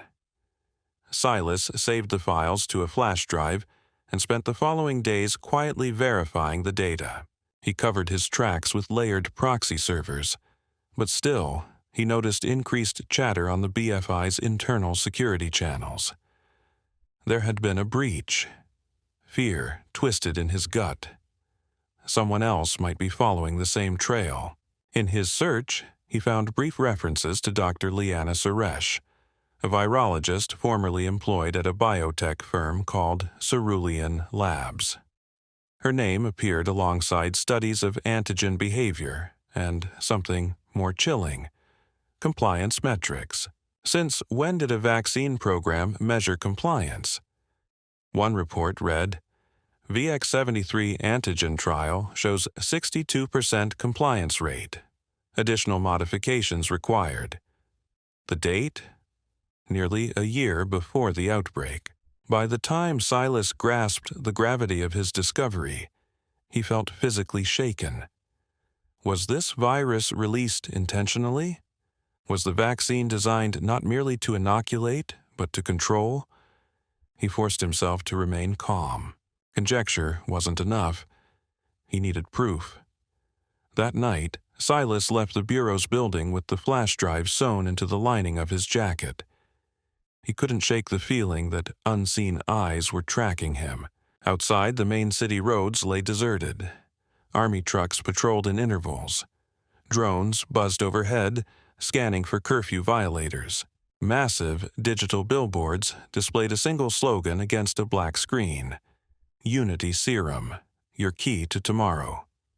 From a nearby payphone, one of the last still in service, Silas placed a call to a fellow agent he trusted, a seasoned hacker, one of the few capable of slipping past Bureau firewalls. His friend agreed to help, no questions asked, but Silas could hear tension in his voice. Paranoia was spreading. No one knew who to trust. Silence had become a survival skill. As he hung up, the city's gloom pressed close. Neon lights flickered over boarded storefronts. In that moment, Silas wondered, had the random mutation theory always been a cover story? And if so, what was the Unity Serum? A wave of dread swept over him. The next choice he made would define his future. Remain a loyal operative, or become a traitor to the system he had served for over 20 years. At the next intersection, a spotlight from a drone locked onto him. It scanned his face. Silas held a neutral expression. The device beeped once and turned away. No red flags yet. He ducked into the underground metro, his heart pounding. Somewhere in that moment, he knew. He had uncovered something monstrous. For years, he had believed in the Bureau's cause, certain that every operation served the greater good. Now, the real threat might not be the virus itself, but the intentions behind it. City by city, VX-73 spread like wildfire. Thriving urban centers turned into ghost towns, patrolled by uniformed enforcers under the National Stabilization Bureau. Curfews became law. Violators were detained and transferred to containment camps. Mainstream media echoed a single narrative. The virus was unstoppable, unless everyone complied. Those who resisted were met with a single solution, broadcast constantly, Unity Serum. Director Vance Haler appeared daily on every channel, stoic and commanding, declaring the serum's 90% efficacy. A miracle cure, but with its rollout came conditions. For public safety, those who refused the shot lost access to banks, transport, and essential documentation. Within a month, the unvaccinated were cast into limbo, relying on black markets, barter, or worse. Amid this chaos, Silas maintained his double life. By day, he enforced public compliance in his BFI uniform. By night, he obsessed over Project Paragon, decoding every new fragment of truth he could uncover. Encrypted files hinted at something even more disturbing: a nano-emitter embedded within the vaccine, targeting the brain's limbic system.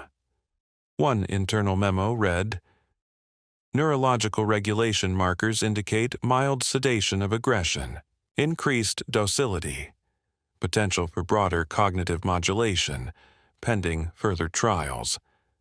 Silas nearly gagged. Could this really be the plan? Use a health crisis to roll out a mind-altering device? He needed answers. Through a secure channel, he messaged Dr. Liana Suresh, the name from the files.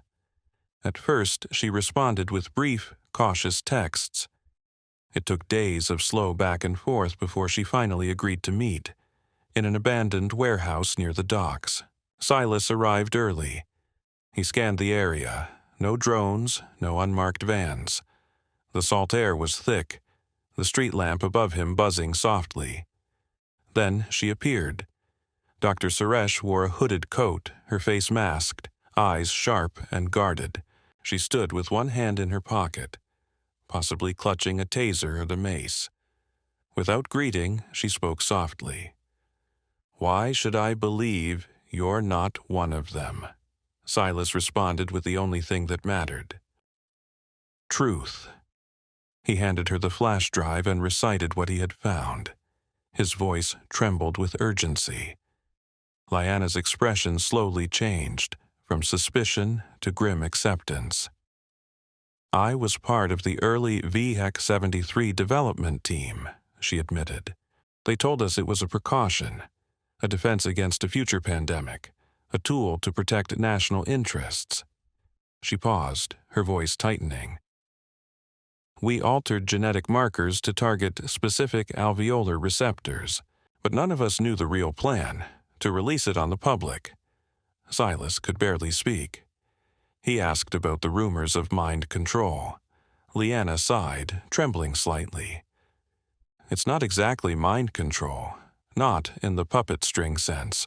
It lowers inhibitions, encourages compliance. Compliance makes people more susceptible to suggestion. Over time, it dulls critical thinking. They want a population too numb to resist." The words hit Silas like a punch to the gut. Even after all his suspicions, hearing it spoken so plainly rattled him. He and Liana spoke in hushed tones for another hour before she finally handed him a battered thumb drive, her original, unredacted research. It confirmed what he feared. VX-73 was artificial, and the vaccine did in fact contain a behavioral compliance mechanism. "If they catch you with this," she warned, "you won't get a trial. You'll vanish." A rat scurried across the cracked concrete, and Silas became painfully aware of how precarious everything had become. The squeak of the rodent, the quiet lapping of the tide beyond the pier, his own heartbeat. Everything was steeped in danger. Knowing they couldn't linger, the two parted ways, promising to meet again soon. Back at the BFI, Silas resumed his double life: loyal agent by day, silent investigator by night. Meanwhile, the nation's capital slipped deeper into fear-driven militarization. Propaganda echoed endlessly from loudspeakers. Stay safe. Stay indoors. Trust the cure. Drones prowled above empty streets, flooding them with white light to catch anyone violating curfew. Social media platforms were flooded with pro-government content, while dissenting posts vanished, flagged as misinformation. Those who complied enjoyed a thin illusion of normalcy. Restaurants reopened for vaccinated patrons. Businesses functioned, but only if employees presented their scannable immunity passes. Yet something felt dulled. People asked fewer questions. They accepted surveillance, accepted silence, as though curiosity itself had been sedated. Within the government, Director Vance Haylor was hailed as a national hero, at least according to the polls broadcast on official networks. Anchors repeated the mantra daily. He saved millions. He brought stability. No one mentioned the corporate windfall his donors had reaped. No one questioned the hidden modifications to Unity Serum. As the days dragged on, Silas found it harder to conceal his unease. In the halls of the BFI, his colleagues smiled woodenly, praised Haylor's leadership with a strange, detached calm. Silas couldn't shake the feeling that their anxieties had been chemically erased. To test his theory, he approached a coworker and casually asked, "Ever wonder why the lockdown measures went into full effect before the infection peaked?" The man's eyes glazed over for a second. Then he shrugged. "Doesn't matter, Rock. They keep us safe." He returned to his desk without a second thought. Silas walked away, more certain than ever. Haylor's plan was in motion. The virus had been the perfect storm, a catalyst for sweeping surveillance and mass sedation through a vaccine disguised as salvation. And the BFI, complicit in hiding it. He could stay silent, or he could risk everything and expose the truth. That evening, Silas found a sealed envelope slid beneath his apartment door. Inside was a single typed line. "This is bigger than you think. They see everything." At the bottom was an odd symbol, a circle with a diagonal slash, like a stylized zero. He'd seen it once before, buried in a classified report about an underground resistance network. If these rebels were reaching out, it meant they believed he was an ally. His heart pounded. He was walking a razor's edge between his loyalty to the Bureau and his conscience. With shaking hands, he opened his laptop. A new assignment pinged in his BFI inbox. Track a subversive involved in the black market trade of medical supplies. His blood ran cold. The name had appeared in Lyanna's research. Another piece of the puzzle. Another thread tying him to the truth. Another reason the Bureau might soon label him a traitor. He closed the laptop. Outside, the city lights shimmered, reflected off clouds thick with the threat of another storm. If he hesitated much longer, it might be too late. The seeds of control were already rooted deep and growing. Later that week, Silas observed from afar as families huddled together in the ruins of Old Glendale. The media called it a containment zone. Locals called it something else, a human dumping ground. Conditions were grim. Sporadic electricity, minimal sanitation, and constant patrols by Unity enforcers. They scanned for hidden children, for anyone who'd missed their mandated immunity updates. The air was heavy with dread. Days earlier, Silas had worked up the nerve to respond to the resistance symbol. If these people were real, if they truly existed, perhaps they could help get the truth out before it was buried for good. He knew he was signing his own warrant.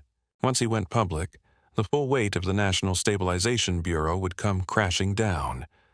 But every time he imagined the discarded, sedated families in places like Glendale, his resolve hardened.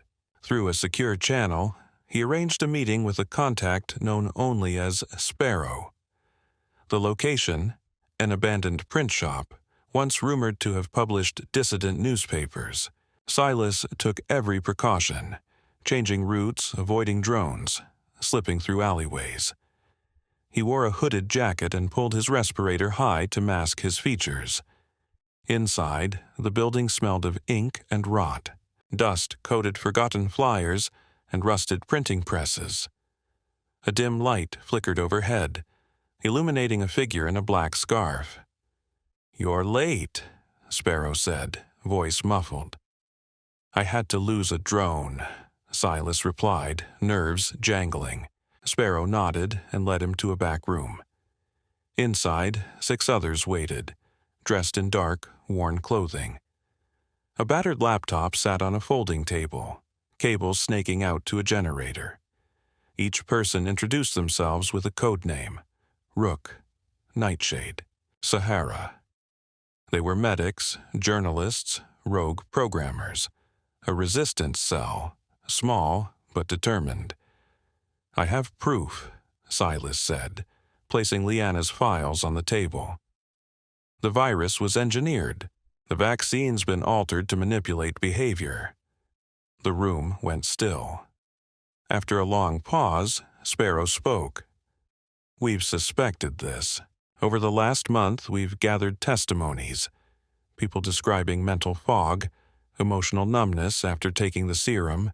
Even former soldiers have come forward, warning that the NSB is funneling billions into surveillance infrastructure. But we needed evidence. This might be it."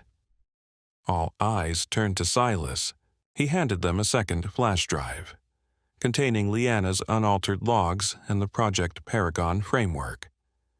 They reviewed the files with tense urgency, verifying the metadata.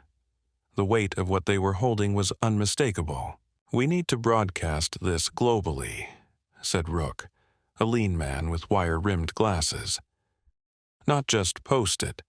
They control social media and news outlets. We need a platform they can't shut down in seconds." Nightshade pointed to a map pinned to the wall. A red mark hovered over a point in the Sierra Mountains. "There's an old shortwave radio tower up there. Still has satellite uplink capability.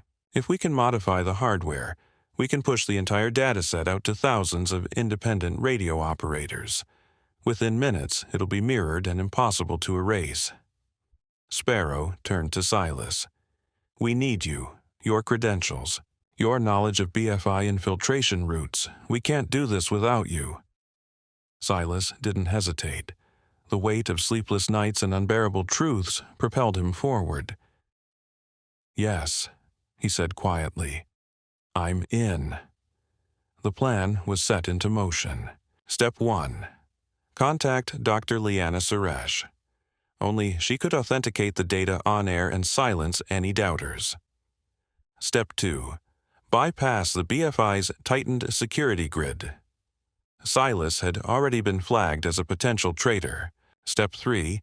Travel cross-country using underground routes, switching vehicles and forging IDs along the way. Step 4. Reach the tower. And finally, send the truth into the world before the system shut them down for good. Their plan was desperate. Reach the tower, bypass security drones, and broadcast the files before the NSB realized what was happening. It sounded nearly impossible, but they had no alternative. If they failed, the public might never learn the truth. The world could slide even deeper into docile obedience, enslaved by the illusion of safety. Before dawn the next day, Silas quietly left BFI headquarters for the final time. He burned anything that could link him to known associates.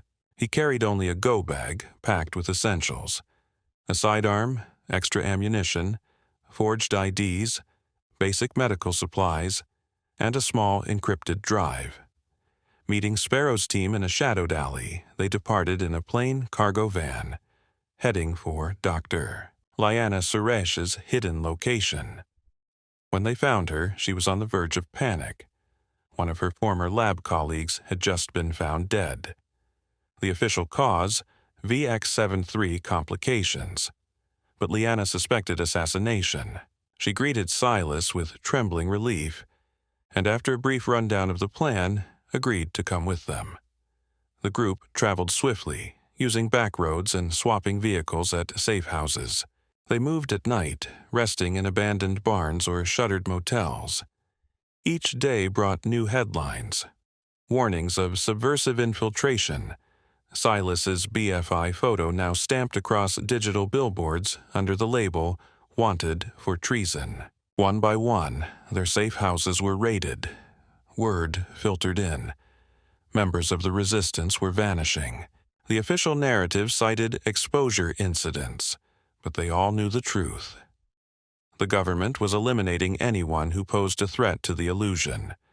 Then tragedy struck their group directly.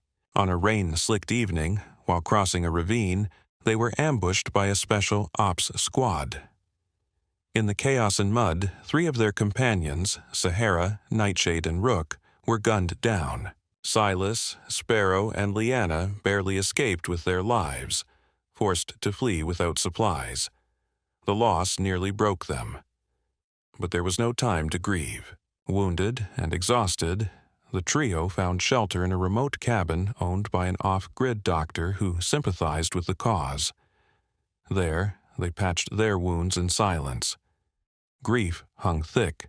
They died believing in something real, Liana said, her voice trembling. We can't let that be for nothing. Outside, the wind howled through the pines like the forest itself was mourning. Silas stared at the flickering lantern on the cabin wall, a single question burning in his mind. Was it even possible to succeed against such overwhelming power? Only one path remained: move forward or let tyranny reign. At first light, cold and gray, Silas Roar, Liana Suresh, and Sparrow prepared for the final leg of the journey. They had just enough fuel and supplies to reach the Sierra Mountains, home to the old radio tower.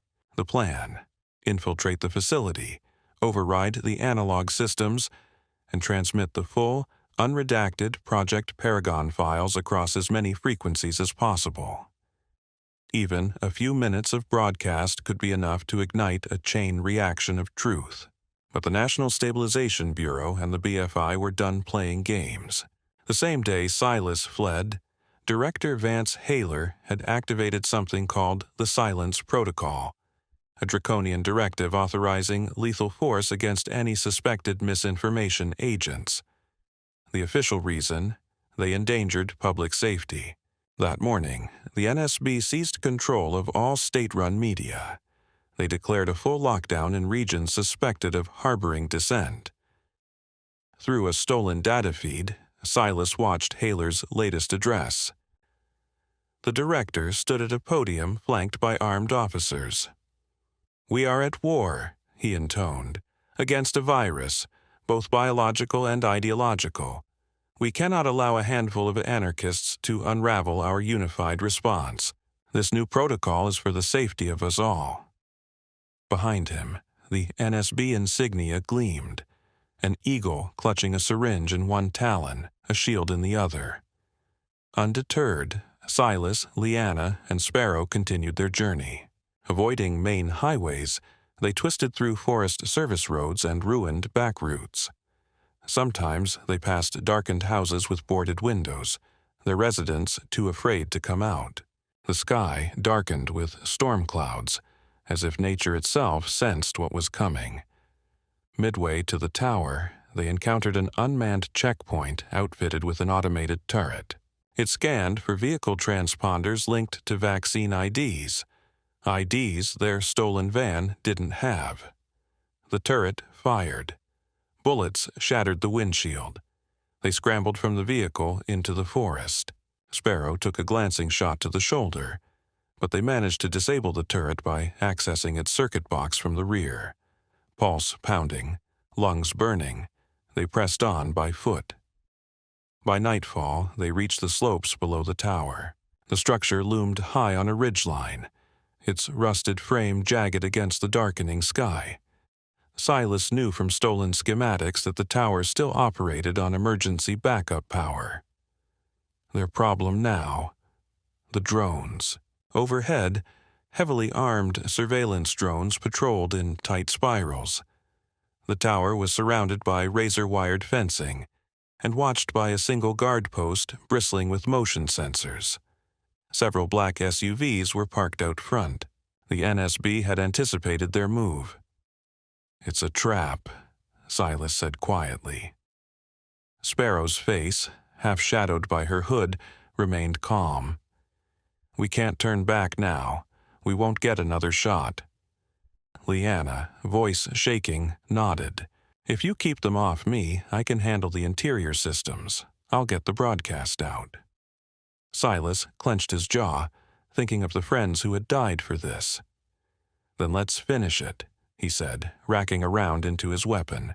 They moved fast, timing their approach between drone rotations. Scaling a rocky outcrop behind the fence, Sparrow clipped the wire. The alarm shrieked instantly, harsh and mechanical. Flashlights erupted.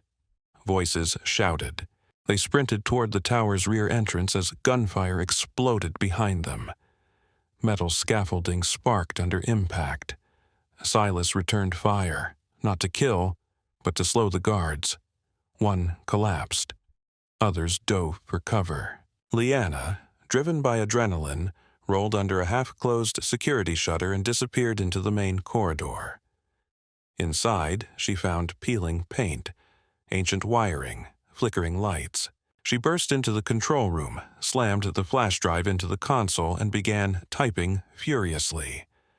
Sparrow covered the entrance, pistol drawn. Gunfire echoed.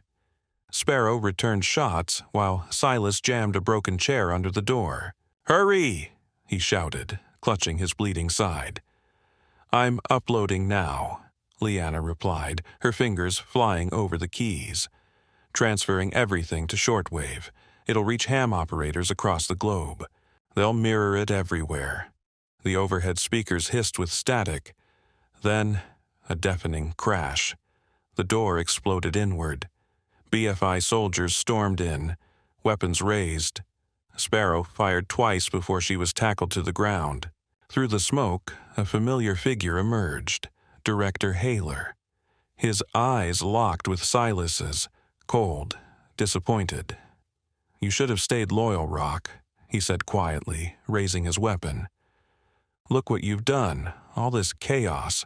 For what? Lies? You think you're saving them from fear? Fear is what binds society. Without it, we descend into anarchy." Leanna, gasping, pressed one final key. "Transmission at 90%, she shouted. A bullet tore through her chest. She stumbled back, blood staining her clothes. Silas roared, lifting his weapon, but he was shot before he could fire. The impact threw him to the floor, vision blurring, blood roaring in his ears. Halor stepped closer, pistol raised. Across the console, a single line blinked in green. Transmission completed. Silas exhaled. A ragged breath, it was done. The truth was out.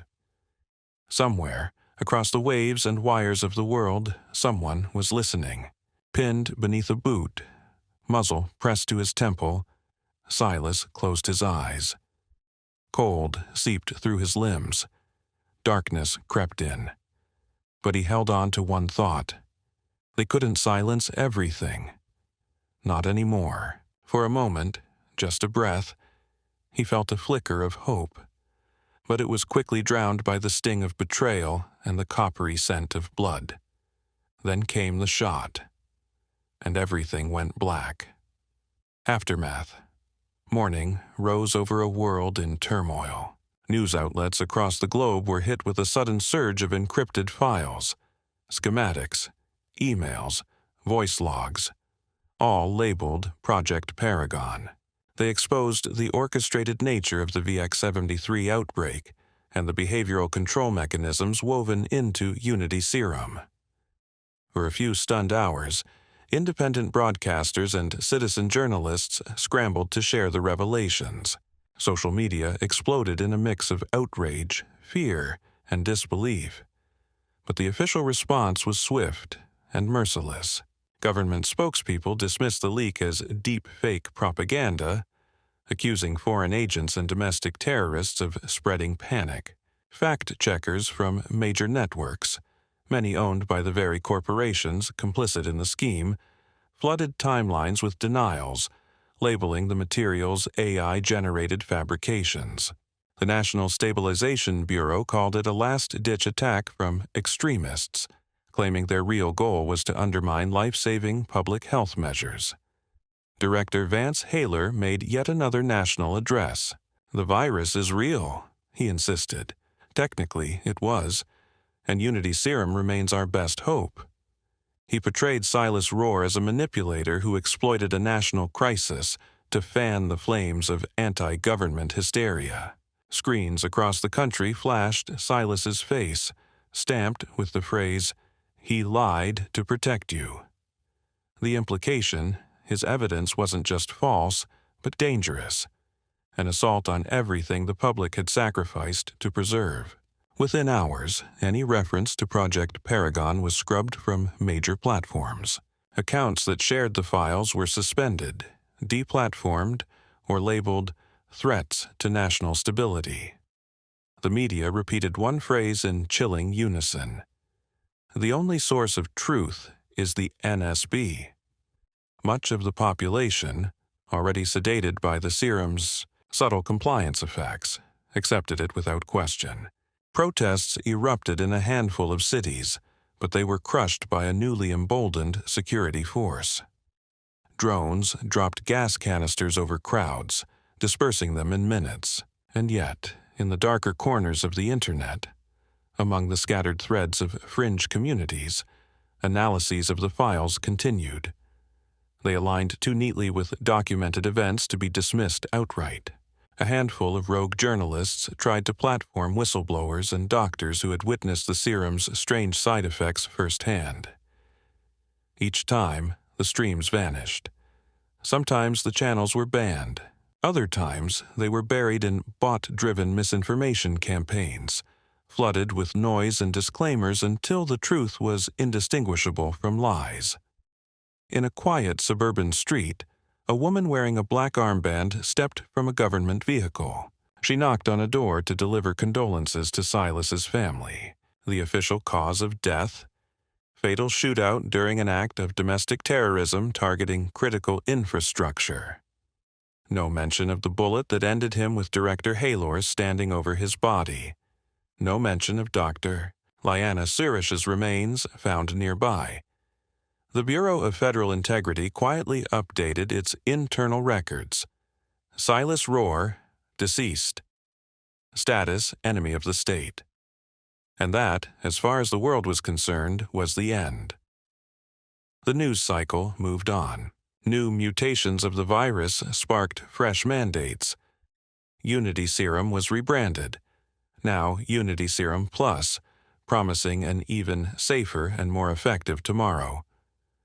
New policies required all children to receive it upon turning 5. Biometric scanners became standard. A palm print or retinal scan was now needed to shop for groceries, open a bank account, or board public transport. Privacy was a quaint relic from a bygone age. Still, some whispers refused to die. In basement meetings and encrypted group chats, small pockets of resistance held on. Some had seen the arrests. Others remembered loved ones who changed after the injection, how they became compliant, hollowed out, unable to ask questions. They remembered glimpses of the Paragon files before the blackout. And they asked, had Silas Rohr and Dr. Liana Suresh exposed the greatest deception of modern times, only to be crushed by a perfect propaganda machine? Silence through order. In a brightly lit classroom on the edge of a major city, rows of young students sat in silence, all wearing mandated masks. Posters on the walls depicted an immaculate, sterile future, each stamped with the NSB's crest and slogans like order through unity, safety through silence. At the front, a teacher's voice echoed in gentle monotone, instructing the children on the virtues of obedience and the perils of subversion. She tapped a touch screen that played educational clips, animated tributes to Director Haler's leadership in the fight against VX-73. At the back of the classroom, a boy named Elias sat quietly, fiddling with the chipped edge of his desk. His eyes drifted from the screen to a faded poster peeling off the far wall. It bore the face of Silas Rohr. Beneath it, "He lied to protect you." But Elias wasn't sure. Something about the man's expression in the image, resolute, determined even in condemnation, made him wonder. The teacher never mentioned him, except to echo the party line. He sowed confusion. He endangered unity. And yet, Elias felt a flicker of something else. Curiosity. Outside, sunlight glinted off a passing line of surveillance drones. The hush of compliance blanketed the world. But in one boy's heart, a quiet doubt stirred. Had Silas truly lied? Or had he spoken a truth too dangerous to hear? At recess, while the other children queued for biometric scans, Elias lingered near a patch of grass. He closed his eyes, letting the sun warm his face. The wind whispered around him, carrying the ghost of a question he didn't yet understand. A safety officer called his name. A scanner beeped, and the moment was gone. See. Far away, buried deep in a government archive warehouse, a box of Silas Rohr's belongings lay sealed and forgotten. Inside was a drive, encrypted and unopened. It contained the final echoes of a man's resistance, his belief that the people deserved to know the truth about VX-73, Unity Serum, and the system built to control them. And maybe, somehow, those echoes still reach the world. Years later, in the gloom of a decommissioned mountain radio station, a teenage boy discovered a dust-covered crate marked with the initials SR.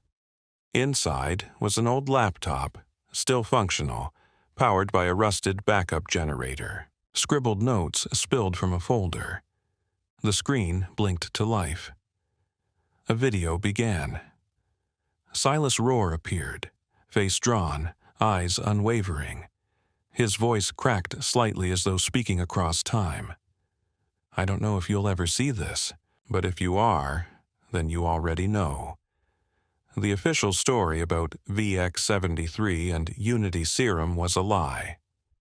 We tried to warn the world, not just about a virus, but about a plan to control every part of human life. If you found this, maybe you're ready to stand where we fell." The screen crackled with static. "They made it quiet," Silas continued. "They never wanted you to know. But now that you do, what will you choose?" The video ended, frame frozen on his face. Outside, wind howled along the ridgeline. The boy clutched the notebook, breath caught in his throat. The crate's label read, "Project Paragon Files." In his eyes, something sparked. Possibility, truth, defiance. Maybe, just maybe, the silence could still be broken.